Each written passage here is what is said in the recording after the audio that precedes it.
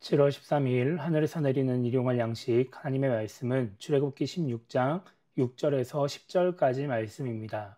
모세와 아론이 온 이스라엘 자손에게 이르되 저녁이 되면 너희가 여호와께서 너희를 애굽 땅에서 인도하여 내셨음을 알 것이요 아침에는 너희가 여호와의 영광을 보리니 이는 여호와께서 너희가 자기를 향하여 원망함을 들으셨음이라.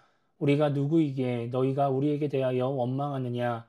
모세가 또 이르되 여호와께서 저녁에는 너희에게 고기를 주어 먹이시고 아침에는 떡으로 배불리시리니 이는 여호와께서 자기를 향하여 너희가 원망하는 그 말을 들으셨음이라. 우리가 누구냐. 너희의 원망은 우리를 향하여 함이 아니요 여호와를 향하여 함이로다. 모세가 또 아론에게 이르되 이스라엘 자손의 온 회중에게 말하기를 여호와께 가까이 나아오라. 여호와께서 너희의 원망함을 들으셨느니라 하라. 아론이 이스라엘의 온 회중에게 말하매 그들이 광야를 바라보니 여호와의 영광이 구름 속에 나타나더라. 아멘. 오늘 우리가 읽은 말씀은 떡과 고기를 주시겠다는 약속의 말씀을 기록하고 있습니다. 6절에서 모세와 아론은 이스라엘 자손들에게 저녁이 되면 하나님이 애굽에서 인도하셨음을 알게 될 것이라고 말합니다. 이스라엘 자손들이 자꾸 모세와 아론에게 왜 우리를 이끌어냈냐고 원망하니까 하나님이 보여주시는 일을 통해서 이스라엘을 이끌어내신 분이 하나님이시라는 것을 알게 하신다는 것입니다. 8절에서 모세는 하나님께서 저녁에는 고기를 주시고 아침에는 떡을 먹게 하실 것이라고 말합니다. 오늘 말씀을 통해 우리가 생각해 봐야 하는 것은 이스라엘 자손이 원망하는 대상이 하나님이라는 것입니다.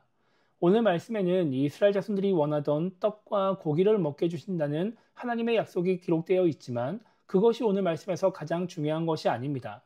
7절을 보면 여호와께서 너희가 자기를 향하여 원망함을 들으셨음이라 라고 말씀합니다.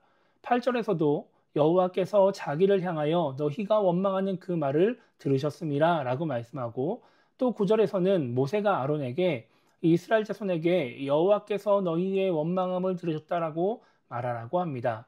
계속해서 이스라엘 자손이 하나님을 원망했다고 말씀하고 있는 것입니다. 그런데 말씀을 보면 이스라엘 자손들은 모세와 아론을 원망했지 하나님을 원망한 적이 없습니다. 그래서 이런 말씀이 이스라엘 자손의 입장에서는 억울할 수 있습니다. 그래서 모세는 7절에서 우리가 누구이기에 너희가 우리에게 대하여 원망하느냐라고 말합니다. 모세와 아론은 이스라엘이 원망할 존재가 아니다라는 것이죠. 8절에서는 우리가 누구냐 너희의 원망은 우리를 향하여 함이 아니요 여호와를 향하여 함이로다 라고 말합니다. 이스라엘 자손들은 자신들을 애굽에서 이끌어내신 분이 하나님이심을 알고 있었습니다. 눈앞에 구름 기둥과 불 기둥이 있고 또 기둥이 가는 방향으로 움직인다는 것을 봤기 때문에 그것을 모를 수가 없습니다. 그러면서도 차마 하나님을 원망할 수 없어서였는지 모세와 아론을 향해 원망한 것입니다. 그래서 하나님은 이것이 모세와 아론을 향한 원망이 아니라 하나님에 대한 원망이라고 생각하십니다. 이것은 우리도 마찬가지입니다. 우리도 우리의 상황과 환경 혹은 나의 능력, 재능 이런 것들에 대해서 불평하고 원망할 때가 있습니다. 그러나 하나님에 대한 원망을 하지는 않습니다.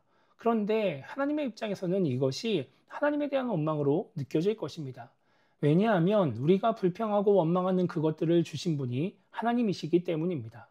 그래서 우리는 불평과 원망보다 감사하는 신앙인이 되어야 합니다.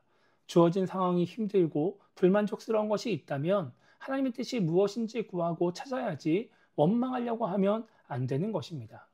오늘은 주일입니다. 우리가 우리에게 주어진 것들로 인해서 불평하고 원망하면서 하나님께 예배하고 찬양하면 하나님이 어떻게 보실까요? 하나님이 과연 기뻐하실까요? 우리가 불평하지 않고 원망하지 않고 감사하는 가운데 하나님께 예배하고 찬양할 때 하나님은 기뻐하실 것입니다.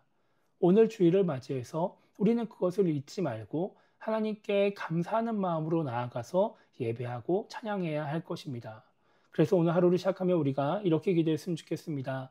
나에게 주어진 상황과 환경, 나 자신의 모습으로 인해서 불평하고 원망하는 신앙인이 되지 않게 달라고 기도했으면 좋겠고요. 나에게 모든 것을 주신 하나님의 뜻을 헤아리며 감사할 줄 아는 신앙인이 되게 달라고 기도했으면 좋겠습니다. 그렇게 감사하는 가운데 예배하고 찬양함으로써 오늘 주일에 하나님을 기쁘시게 하는 신앙인이 되게 달라고 기도하며 오늘 하루를 시작했으면 좋겠습니다.